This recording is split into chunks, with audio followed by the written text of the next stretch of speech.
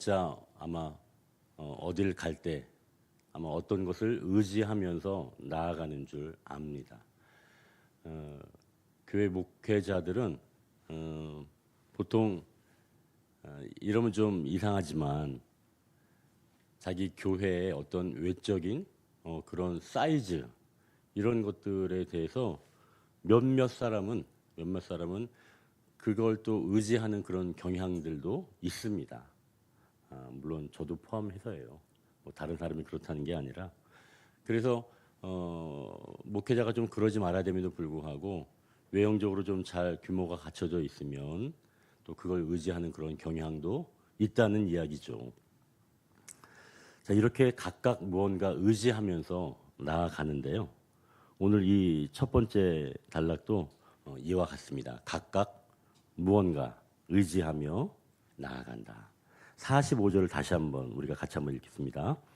다윗이 블레셋 사람에게 이르되 너는 칼과 창과 단창으로 내게 나아오거니와 나는 만군의 여호와의 이름 곧 내가 모욕하는 이스라엘 군대의 하나님의 이름으로 내게 나아가노라.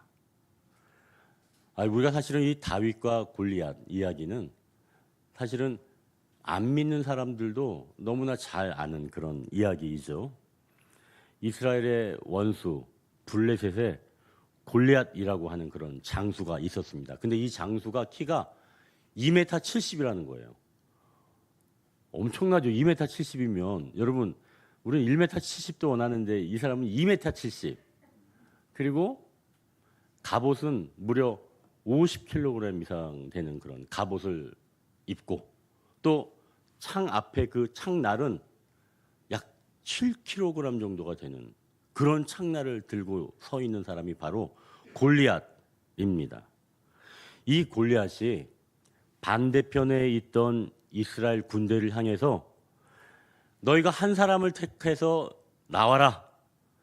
만약 그 사람과 내가 싸워서 그 사람이 나를 이기면 우리가 너의 종이 되겠고 만약 내가 이기면 너희가 우리의 종이 되어야 해 라고 소리를 치고 있었습니다. 이스라엘은 이 거인이 소리치고 있는데 무서워서 한 명도 나가지 못하던 거예요. 다 벌벌 떨고 있었죠. 키가 2m 70이니까 갑옷 무게만 50kg 이상이니까 얼마나 무섭겠어요. 자, 근데 이때 마침 다윗이라고 하는 이 어린 이 소년이 이 형들의 안부를 물으려고 전장에 왔다가 마침 이 골리앗이 외치는 그 소리를 들은 겁니다. 그래서 다윗이 이르기를 이 할례 받지 않은 자가 하는 이 소리가 무슨 소리냐? 살아계시는 하나님의 군대를 모욕하느냐라고 이 어린 다윗이 의분을 막 일으킨 겁니다. 이 다윗의 호기를 누군가 보고 사울에게 알렸어요. 그래서 사울이 다윗을 불렀죠. 야야야, 너 그 의분은 알겠는데 너는 어리잖니. 그리고 저 골리앗은 백전노장이야. 네가 싸울 상대가 아니야. 이렇게 타일렀습니다. 그런데 그때 다윗은 아닙니다. 내가 나갈 겁니다. 기필코 나간다고 해서 이 다윗이 이제 이스라엘의 대표로 해서 전장에 나가게 됐고 골리앗은 블레셋을 대표로 해서 전장에 나아가게 된 겁니다. 자, 다윗이 먼저 이 블레셋 사람에게 너는 칼과 창과 단창으로 나아오는데 나는 하나님의 이름으로 나아간다고 말합니다. 그러니까 각자 의지하는 게 있다는 거죠. 그 사람은 칼과 창과 단창을 의지하며 나오는데 다윗은 하나님의 이름으로 나아간다는 거예요. 블레셋 문명은 철기 문명입니다.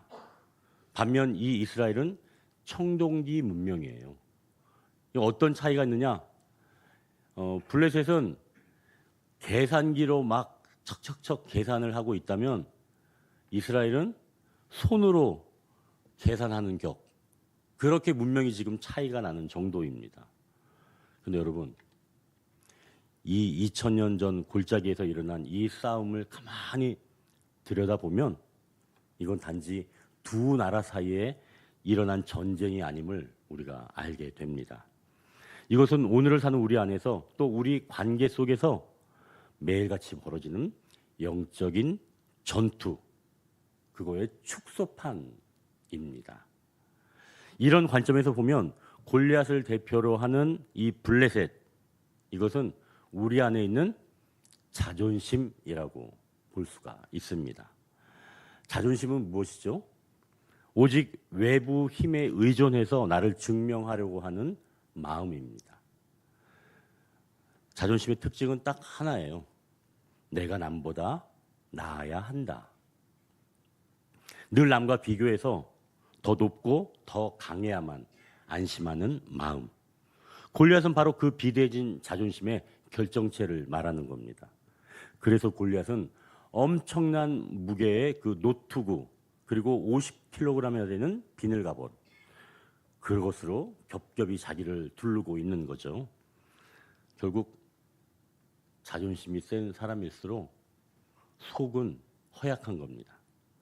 그래서 자신을 방어하기 위해서 스펙이라고 하는 그런 투구를 쓴 거고, 또 지위라고 하는 갑옷을 입고 돈이라고 하는 무거운 방패를 들고 있는 격이죠.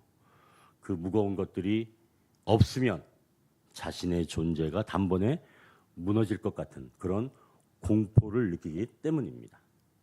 자, 그래서 이 자존심의 언어는 누가 더 세냐입니다. 골리앗은 지금 40일 동안 이스라엘을 모욕하면서 자신의 우월감을 확인하려고 하는 거예요. 상대가 나보다 약하다는 것을 확인해야만 유지되는 마음. 그게 바로 블레셋식의 자존심입니다. 자, 이스라엘 백성들은 지금 블레셋 이 골리앗이 40일 동안 나와서 이야기를 한 겁니다. 그러면 40일 동안 그 이야기를 들었다면 어떻게 됐을까요? 어떤 사람이라도 무너지지 않았을까요? 이스라엘 백성들도 자존심이 아마 뭉개졌을 줄 압니다. 자, 그럼 이렇게 외부의 자극에도 잘 무너지지 않는 사람, 그리고 내면을 고요하게 지킬 수 있는 사람, 그런 사람은 어떤 사람일까요? 바로 자존감이 높은 사람입니다. 자존감은 자존심과 마찬가지로 모두 자신을 지키려는 그런 마음에서 비롯되었습니다. 다만 자존심으로 사는 사람은 남이 나를 어떻게 보느냐에 따라 살아간다면, 이 자존감으로 사는 사람은 내가 나를 어떻게 보느냐에 따라 살아간다는 거예요. 그러니 이 자존감으로 사는 사람은 어떤 외부의 평가, 그런 상황의 영향을 덜 받으면서 스스로 가치 있는 존재로 여기며 살아갈 수가 있다는 거죠. 그래서 실패해서 비난을 받아도 나의 가치가 훼손되지 않는다고 믿는 게 곧 자존감이 높은 사람입니다. 자, 그러니 당연히 이 자존감이 높으면 회복 탄력성도 좋겠죠. 내면이 단단해서 타인의 시선에 크게 흔들리지 않는 장점을 가지고 있는 겁니다. 그러나 반면 블레셋의 골리앗으로 대표되는 이 자존심은 타인에게는 굽히지 않고 경쟁 속에서 자신의 우월함을 확인받고 싶어하는 그런 사회적 감성에 가까운 겁니다. 그러니 다른 사람보다 못나 보이는 것을 자존심 있는 사람은, 센 사람은 참지 못하는 거예요. 타인과 비교를 통해 형성되면서 타인에게 인정받을 때는 기분이 좋지만, 무시당하거나 비판받으면 쉽게 무너지고 분노를 느끼면서 자기를 방어하고 자신의 약점을 갖추려는 경향을 보인다는 거죠. 자, 그럼 믿는 자들도 이렇게 자존감을 가지면 된다라고 볼 수 있을까요, 여러분? 내가 나를 인정하고 사랑하면 된다는 말인가, 그 말입니다. 여러분, 이제 오늘 설교 제목을 한번 보십시오. 믿음의 자존감으로 세워질 때입니다. 세상 사람은 자존감을 높이라고 합니다. 스스로 인정하고 사랑하라고 하죠. 그러나 그 말은 반만 맞는 겁니다. 자기를 긍정하는 자존감은 세상적인 자존감이면서 그 기반은 늘 위태롭습니다. 자신이 주체가 되기에 먼저 자기만 인정하고 자기만 사랑할 수가 있다는 거죠. 이 경우엔 타인을 바라볼 수가 없게 됩니다. 나를 인정하는 것처럼 타인도 인정하는 그런 공감에는 어려움을 느낀다는 거죠. 또 한편으로는 자기를 늘 긍정하는 게 쉽지가 않다는 겁니다. 아무리 자신을 긍정한다고 이렇게 결단을 하더라도 반복되는 실수, 이런 실패가 일어나면 자책하기가 쉽상입니다. 그래서 자기를 긍정하는 이 세상적인 자존감은 분명 한계가 있다는 거죠. 자, 그렇다면 믿는 자들은 어떤 자존감이 필요할까요? 오늘은 바로 그 문제입니다. 믿는 자들은 어떤 자존감이 필요할까? 우리 믿는 자들은 자기 긍정이 아니라 하나님의 인정을 받은 줄 믿으시길 바랍니다. 다음 두 성경 구절을 한번 들어보십시오. 먼저 하나는 우리 존재의 근거를 말씀하는데요. 에베소서 2장 10절에 이렇게 말씀합니다. 우리는 그가 만드신 바라. 우리의 존재는 하나님께서 만드신 것이라. 또 한 구절은 우리의 소유의 근거를 말씀하는데요. 이사야 43장 1절에 이렇게 말씀합니다. 내가 너를 구속하였고 내가 너를 지명하여 불렀나니 너는 내 것이라. 하나님께 사랑하시는 성도 여러분, 기억하십시오. 우리는 하나님께서 만드셨습니다. 또 우리를 구속하셨고 지명하여 부르셨으며 너는 내 것이라 말씀하십니다. 우리는 우리의 것을 소중하게 여기잖아요. 내 것은 소중하게 여기잖아요. 비싼 값을 치른 것일수록 우리는 소중하게 여깁니다. 여성들이 들고 다니는 핸드백, 그게 비싼 건지 아닌지 비 오는 날에는 알 수가 있다면서요. 비 올 때 만약 그게 비싼 거라면 이렇게 위에다 쓰고 자기 머리를 하지 않고 가슴에 품고 다니겠죠. 값싼 것일수록 아마 머리에 쓰고 다닐 겁니다. 그러니 소중한 것일수록 가슴에 품고 다니는 겁니다. 우리는 하나님이 만드셨고 우리를 소유하셨다고 말씀합니다. 아니, 예수님의 생명을 대가로 치르고 우리를 사셨는데 우리보다 더 소중한 것이 어디 있겠냐 말이죠. 그러니 여러분, 우리는 그냥 자존감이 아니라 믿음의 자존감으로 사는 사람들입니다. 어떤 자존감이라고요? 믿음의 자존감. 나를 내가 주관적으로 평가하는 게 아니라 하나님의 객관적인 선언이 있었다는 것을 기억하십시오. 너는 내 것이라. 여러분, 하나님의 인정함을 받은 사람이에요. 그게 바로 믿음의 자존감입니다. 아무리 자존감이 높은 사람이라고 하더라도 늘 자신을 용납해야 합니다. 그러나 우리는 하나님이 나를 용납하셨다는 이 사실을 믿는 것이죠. 자, 이제 다시 본문으로 돌아가서 골리앗은 자존심을 내세워서 다가왔습니다. 그러나 다윗은 하나님의 이름을 의지하며 나간 겁니다. 그럼 전혀 다르죠? 골리앗이 의지한 것은 세상의 문명, 자기가 가진 무엇, 그것을 의지하고 나왔다면 다윗은 하나님의 이름을 의지하며 나온 겁니다. 이렇게 믿음의 자존감으로 세워지면 하나님의 이름을 의지하며 나아간다고 말씀합니다. 완전히 다르죠. 이건 나를 긍정하는 게 아니라 하나님을 긍정하는 거예요. 여러분, 나를 긍정할 수가 있어요? 여러분 스스로 나를 긍정합니까? 설마 그렇게 사는 건 아니겠죠? 저도 저를 긍정하지 않아요. 그러나 저는 하나님을 긍정하는 겁니다. 오늘은 그걸 이야기하는 거예요. 나를 긍정하는 것도 중요하긴 하지만 우리는 매일 나를 긍정하기가 어렵다는 거죠. 어떤 때는 나를 긍정하다가도 조금만 상황이 바뀌면 나를 의심합니다. 그래서 불안한 거예요. 어제 그 정수기 공기청정기를 관리해 주시는 분이 오셨어요. 그분은 어느 교회 권사님이세요. 그래서 이제 약속을 해서 오셔서 정수기를 하나 딱 고치시고 딱 일어나시면서 저를 딱 보더니 목사님 건강하셔야 합니다. 이렇게 이야기를 하는 거예요. 그래서 제가 순간 딱 듣고 이분 다니는 교회 목사님이 어디 아프신가? 그런 생각이 딱 들었죠. 그래서 바로 제가 물어봤어요. 목사님 어디 편찮으세요? 그러니까 아니야 다를까? 목사님 아프시다는 거예요. 근데 그냥 아픈 게 아니었어요. 그분이 왜 아픈가가 제가 사실은 더 충격이었어요. 그분이 왜 아프냐면 설교에 대한 부담감 때문에 설교단에 서서 자꾸 실수를 하고 공황장애 증세까지 왔다는 겁니다. 여러분 이거 지금 어떠세요? 이 이야기를 들으니까 저는 그 이야기를 듣고 이거 하나님이 나한테 이야기하시는 거다. 저는 그렇게 들었어요.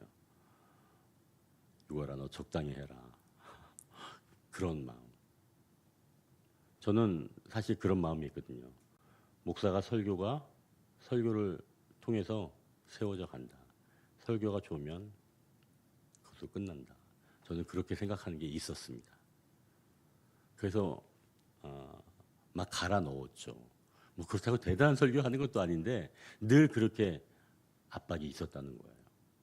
그래서 토요일도 새벽까지 잠을 못 이룹니다. 여러분이 듣기에는 아니 무슨 저 정도 설교하는데 그렇게 오래 걸린다고? 여러분은 그렇게 생각할 수 있어요. 그러나 이런 설교를 하는 것도 준비하는 것도 그렇게 막 갈아 넣었어요. 근데 하나님이 그거를 기쁘게 여기지 않으셨던 거예요. 너 그러다 큰일 난다.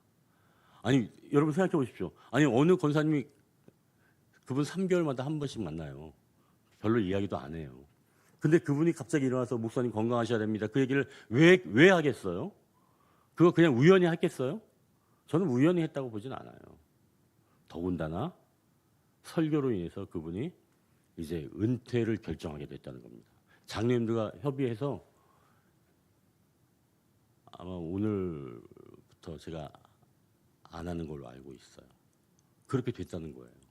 저보다 연세가 조금 높으신데 그렇게 오래 하셨는데 결국 제가 이 이야기를 듣고 나를 긍정한다는 게 쉬운 얘기가 아니다라고 하는 말씀을 드리는 겁니다. 여러분 목회자도 자기를 긍정하는 것 이것으로 바로 설 수가 없다는 거예요. 생각해 보십시오.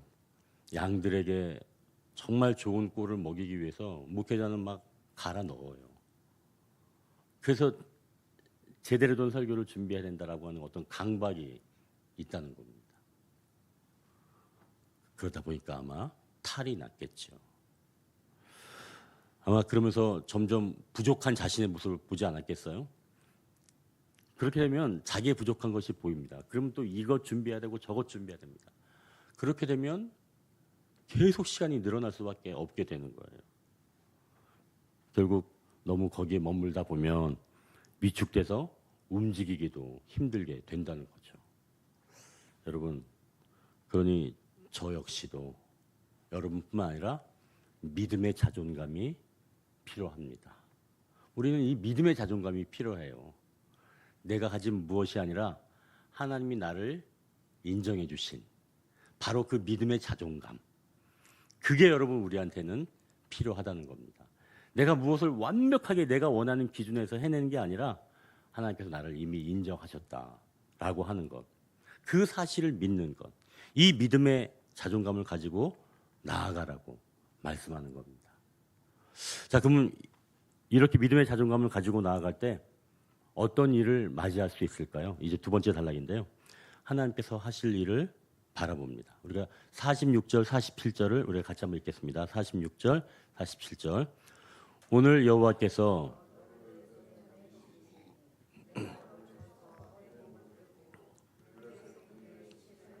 오늘 공중의 새와 땅의 들짐승에게 주어 온 땅으로 이스라엘의 하나님이 계신 줄을 알게 하겠고 또 여호와의 구원하심이 칼과 창에 있지 아니함을 이 물에게 알게 하리라. 전쟁은 여호와께 속한 것인즉 그가 너희를 우리 손에 넘기시리라. 아멘. 오늘 지금 이 46절, 47절을 보니까 다윗은 이 처절한 싸움을 통해서 하나님이 하실 일 세 가지를 지금 선포하고 있는 거예요. 온 땅으로 이스라엘에 하나님이 계신 줄 알게 하는 것. 또 하나는 여호와의 구원하심이 칼과 창에 있지 않다는 것. 그리고 마지막으로 전쟁은 여호와께 속했다는 것. 이것을 지금 알게 하겠다는 거예요. 근데 여러분, 냉정하게 한번 좀 생각해 보십시오. 다윗이 지금 이렇게 긍정적인 그런 상황이에요? 최악의 상황이에요. 상대는 지금 자기보다 몸이 2배나 큰 사람입니다. 그리고 풍성한 경험이 있어요. 가지고 있는 도구도 엄청납니다.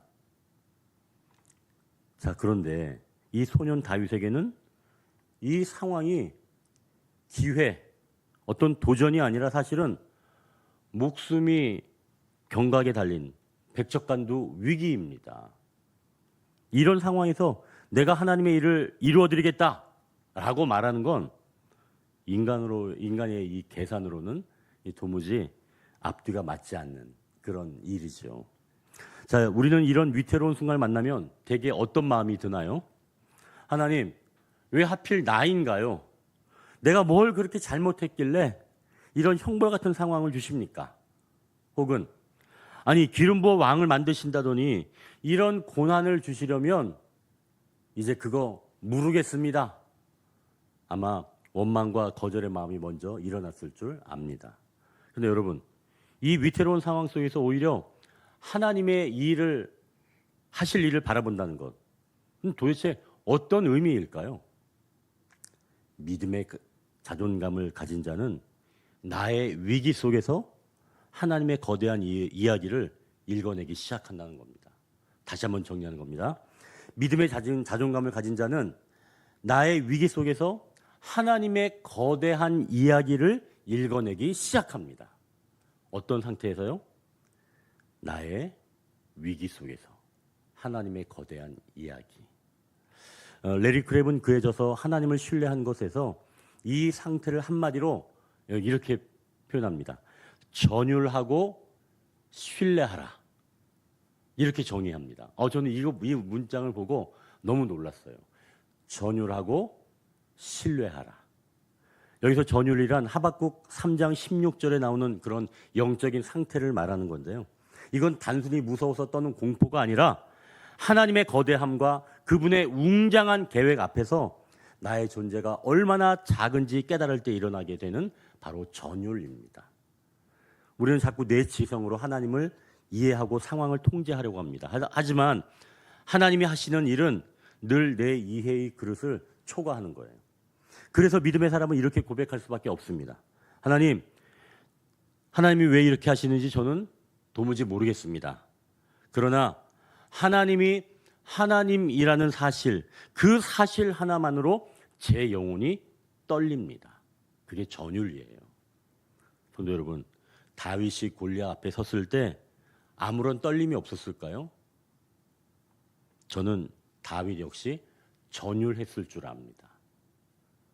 하지만 그것은 골리앗이 무서워 떠는 공포의 전율이 아니라 이 거대한 전쟁을 주관하시는 하나님 앞에선 거룩한 전율이라는 거죠. 레리 크랩은 말합니다. 하나님을 다 이해할 수 없을 때 우리는 비로소 제대로 신뢰하기 시작한다고 말합니다. 내 머리로 다 이해되는 하나님은 내 수준의 하나님일 뿐입니다.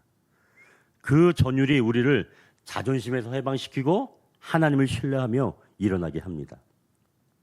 우리가 하나님 앞에 아무것도 아님을 고백하며 두렵고 떨림으로 그분을 신뢰할 때 하나님은 비로소 우리에게 당신의 큰 이야기를 들려주신다는 것이죠. 하박국 2장을 3번역으로 이렇게 정리하면 이렇게 말씀합니다. 나는, 이거 하나님이에요. 나는 마음만 먹으면 악한 자라도 사용하여 내 목적을 달성한다. 내가 너에게 구구절절 설명할 의무는 없다. 다만 이것은 확신하라. 나는 모든 것을 사용하여 내 이야기의 아름다움을 성취할 것이다. 하박국아, 내 인생에서 어떤 어려움이 닥쳐와 너를 흔들지라도 너는 나에 대한 신실함을 지킴으로 나의 이야기를 완성해 다오. 그것이 너를 향한 나의 부르심이다. 이 말씀을 들은 하박국이 어떻게 반응했냐면 창자가 뒤틀리고 다리가 후들거리는 전율 속에서도 나는 이렇게 노래합니다라고 하박국이 노래하는 거예요. 외양간에 소가 없을지라도 나는 주님 안에서 즐거워하련다. 그리고 마지막에 그는 사자처럼 이렇게 선포합니다. 주님께서 나의 발을 사슴의 발과 같게 하셔서 산등성이를 마구 치닫게 하신다. 전에는 도저히 오를 수 없었던 그런 절망의 산등성이를 이제는 하나님의 힘으로 뛰어 올라가고 있다는 겁니다. 하박국이. 사랑하는 성도 여러분, 이해할 수 없는 위험한 순간을 만나셨습니까? 그때 전율하십시오. 그리고 신뢰하십시오.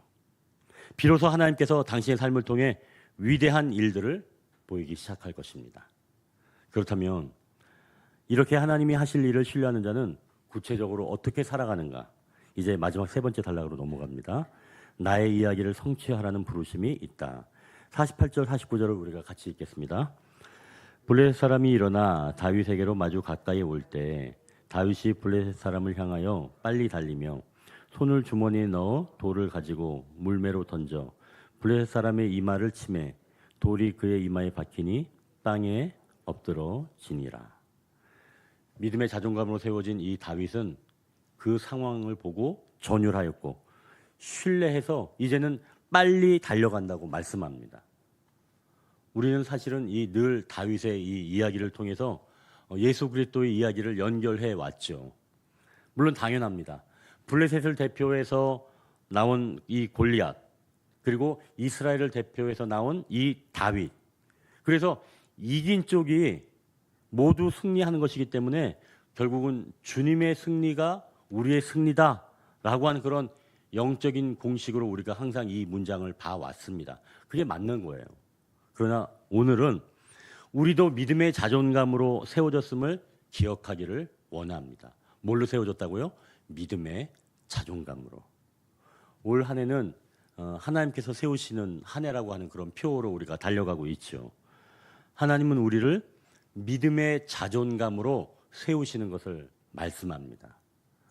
큰일 앞에서 예전에는 뒷걸음질 쳤다면 이제는 두렵고 떨리지만 바로 그 자리에서 하나님의 위대하심을 보고 전율하는 거죠. 그래서 우리는 하나님께서 모든 부정적인 것을 통해서도 아름다운 것을 만들어 가신다는 것을 신뢰하게 된 것입니다. 이제는 그래서 몸이 빨리 움직인다는 거예요. 예전에는 위험한 일, 또 어려운 일, 벅찬 일 그런 것들이 있으면 몸을 사렸거나 움직이지 않았는데 이 지금 오늘 본문에서 이 다윗은 몸을 빨리 달려간다는 거예요. 골리앗에게. 즉 이제는 몸이 먼저 반응한다는 겁니다. 예전에는 뒤로 숨었다면. 그러니까 완전히 달라진 거죠. 믿음의 자존감을 가진 사람은 어려운 상황 속에도 앞으로 전진할 수 있는 그러한 움직임이 있다는 겁니다. 또 한 가지 중요한 점이 있는데요. 다윗은 어떤 새로운 것을 사용하지 않았다는 겁니다. 그동안 사용했던 물매를 사용한 겁니다. 어떤 대단한 게 아니에요. 첨단 기술이 아니라 또 힘이 아니라 그전부터 갈고 닦았던 그런 물매였습니다. 하나님은 나에게 없는 것을 요구하셔서 하나님의 이야기를 하나하나 해 나가라 이렇게 부르지 않으신다는 거예요. 지금 나에게 있는 것들. 어쩌면 하나님은 가장 나에게 있는 촌스러운 것들로도 하나님의 이야기를 완성해 가신다는 사실입니다. 여러분 그런 의미에서 본다면 저도 사실은 그 최신 설교의 어떤 그 구조 이런 것들이 항상 목말라 있습니다.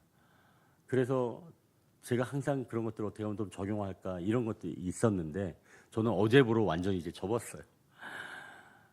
하나님께서 얼마나 크게 말씀하셨는지 어제부로 접었습니다. 그리고 어제 새벽에 제가 오한이 갑자기 막 들기 시작했어요. 서 있을 수도 없었습니다. 너무 흔들려서. 그래서 그냥 설교를 끝냈어요. 끝나고 잤습니다. 하나님 그거 기뻐하시지 않은 거였어요. 그런데 하나님이 마음에 평강을 주셔서 이제 내가 어떻게 해야 되겠다라고 하는 것을 알게 하신 거죠. 여러분, 그러니 나에게 있는 어떤 최신의 것, 대단한 것, 그게 아니라 내가 원래 사용했던 것, 하나님은 그런 걸 통해서도 얼마든지 하나님의 이야기를 써내려가게 하신다라고 말씀하는 겁니다. 여러분, 그러니 대단한 것, 여러분 그걸로 꼭 살아내려고 하진 마십시오. 여러분에게 이미 주신 것 중에서 하나님 그런 것들을 통해서 사용하신다는 거예요. 자, 그리고 이제 여러분 보십시오. 이스라엘 대표하는 사람은 지금 다윗인데요.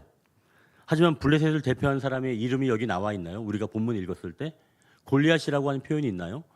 없습니다. 골리앗이라고 하는 이름이 없어요. 이건 뭘 얘기하는 걸까요? 골리앗은 세상 사람들에게는 기억되는 이름인지 모르겠지만 하나님 그 이름을 기억하지는 않으세요. 그런 이름을 기억하지 않으신다는 겁니다. 하나님은 다윗이라고 하는 이름은 기억하시지만 골리앗이라고 하는 이름은 그 이름조차 기억하지 않으신다는 거예요. 자, 그러니 여러분 이제 하나님의 이야기를 우리의 삶에서 하나하나 써 내려가시길 소망합니다. 우리가 이 시대에도 작은 그리스도인이 되어서 각자 하나님의 이야기를 써 내려가시길 소망합니다. 이제 마지막으로 한 가지가 떠오르는데요. 다윗은 하나님께 기름 부음을 받았습니다. 그래서 아니 다윗이 하나님께 기름 부음을 받았기 때문에 믿음의 자존감이 세워진 건 아닌가요? 이렇게 혹시 질문할 수가 있어요. 이건 제가 생각을 한 겁니다. 그래서 아닙니다. 우리도 얼마든지 다윗처럼 기름 부음 받았어요. 라고 하는 것을 알려드리고 싶었어요. 요한일서 2장 20절에 이렇게 말씀합니다. 너희는 거룩하신 자에게서 기름 부음을 받고 모든 것을 아느니라. 여러분 그리스도인은 이미 기름 부음 받은 사람들입니다. 그러니 여러분들에게는 믿음의 자존감이 있다는 것이죠. 그러니 여러분 이제 한 분 한 분 이미 하나님의 성령의 기름 부음을 통해서 왕 같은 제사장이 되었다는 사실을 믿으시길 바랍니다. 엊그저께 이제 우리 집에 꽃다발이 큰 게 하나 왔어요. 뭐 제가 산 건 아니지만 누가 받은 걸 이렇게 줬다고 하는데 꽃다발이 얼마나 큰지 아내가 그거 보더니 한 10만 원은 되겠다고 하더라고요. 근데 그 안에 꽃이 한 15종류의 꽃이 있는 거예요. 여성들은 이제 꽃을 되게 좋아하잖아요. 아내도 이제 그걸 보면서 예뻐 이제 막 그렇게 그 예뻐 이제 하는데 나보고 뭐가 제일 예쁘냐고 물어보는 거예요. 근데 그 대답을 못 하겠더라고요. 빨리 대답을 하는데 뭐가 제일 예뻐? 그래서 아내랑 좀 비슷하게 생긴 게 있나 찾아봤는데 제가 못 찾았죠. 그러니까 하고 그러더라고요. 그래서 제가 그 꽃들 이름을 하나하나 좀 챗GPT에 확인을 해봤어요. 이 이름들이 뭔가 확인을 해봤죠. 보니까 이런 이름이에요. 희한하게 작은 분홍 장미도 있었고요. 수줍은 듯 핀 안개꽃도 있었습니다. 그리고 둥글둥글한 공 모양의 소국이라고 하는 것도 있었고요. 가늘고 긴 잎이 뻗어나온 연한 오렌지색 실국화도 있었습니다. 그리고 카네이션, 그리고 종이 질감 같은 하얀 스타티스, 뭐 이런 이름도 있어요. 또 노란 가루를 뿌려놓은 듯한 솔리드하고 마지막으로 길쭉한 초록색 잎들의 유칼립투스. 이 꽃들의 이름은 다 다르고 모양도 다 다르지만 각자 이 고유의 멋을 가지고 그 바구니에 어우러져 있는 겁니다. 가장 나다운 모습으로 있을 때 어우러져서 아름다운 거죠. 하나님은 바로 그 모습으로 하나님의 이야기를 성취한다고 말씀합니다. 여러분의 가장 여러분다운 모습으로 말이죠. 말씀을 정리합니다. 우리는 믿음의 자존감으로 세워진 사람들입니다. 도저히 감당할 수 없는 일에 하나님이 하실 일을 바라보면서 이제는 전율하고 신뢰합니다. 마침내 하나님의 이야기를 성취하라고 말씀합니다. 이제 잠깐 기도하겠습니다.